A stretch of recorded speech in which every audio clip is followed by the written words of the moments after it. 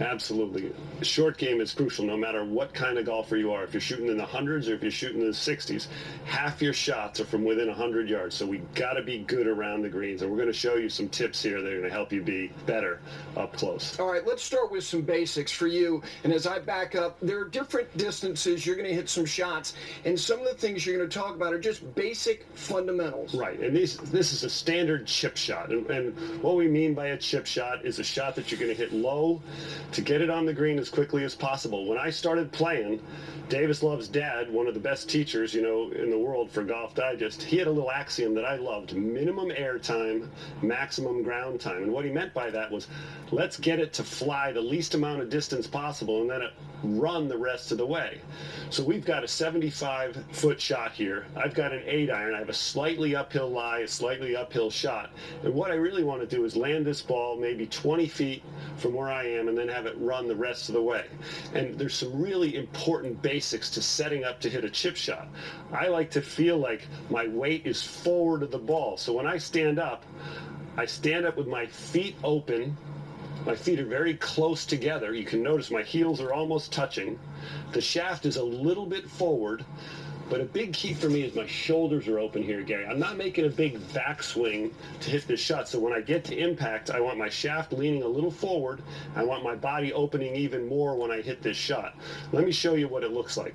I'm going to take the club back on plane, straight back, and then I'm just going to let the club fall on the ball.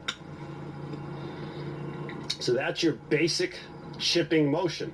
And you can see, I just need to work on hitting it a little harder, that there wasn't a lot of motion on the backswing other than the wrist breaking a little bit. And here's a big key, Gary. Look how far the club head's traveled, and look how little the butt end of the club has gone. So there's a setting of the wrist on the backswing. There's no weight transfer backwards. So let's look at that again. On the backswing, my head is going to move towards the target, and that promotes keeping the weight on the left side. You can hit the ball first and make solid contact.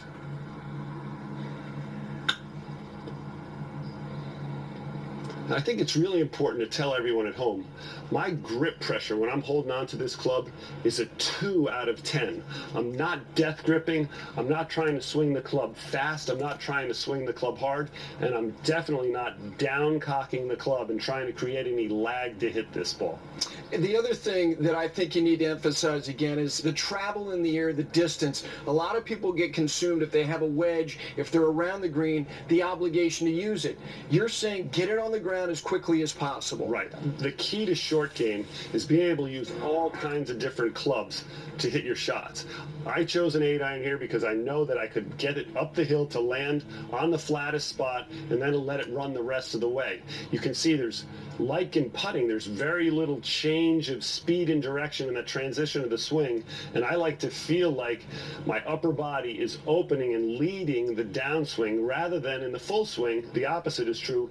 You push with your legs and your hips before you let the club come down, and it's the opposite in a short game. Your upper body is opening up much quicker. All right, that's an 8-iron. Why don't you grab a club for a distance a little bit more than half? That was 75 feet. Now we're going to hit a shot, what, roughly 35 feet, 30 feet. This would be a pitching wedge. Okay. And, we talk about technology changing the game of golf, whether it's the ball, the shaft, the head of the club. We don't often talk about agronomy and how short and how tight fringes have become now and how more precise you have to be when you hit the ball. And it scares people. It scares people up. But this club will get the ball up in the ground. There is loft on it.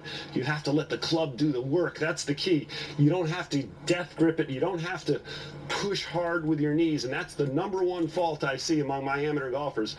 They squeeze onto it hard. And when they start their downswing, they drive with their knees. That keeps their upper weight, their upper center back behind the ball. And who hasn't seen this shot before? Right? The dreaded that's chili dip. Why'd you have to do that, Brad? I don't even like to do that. But one of the things I forgot to mention the first time is you saw how close my feet are together. You saw that they're open and my shoulders are open. You're also much closer to the ball when you're hitting a chip shot because you're trying to hit it low. The shots that you want to hit the lowest, you stand closer to the ball. imagine in a full shot, you're going to punch it underneath the tree branch. You'd stand closer to the ball, not further. Invariably, the amateurs I play with, wide stance, far from the ball, and they're trying to hit a chip shot, and they rarely make good contact. So let's get close to the ball, feet together. I feel like I'm almost on top of the ball. I feel like my head is on the left side of the forward side of the ball when I make this swing. And again, shoulders are open, and shoulders stay open to hit the shot. I love seeing a ball have a chance like that. I know you do.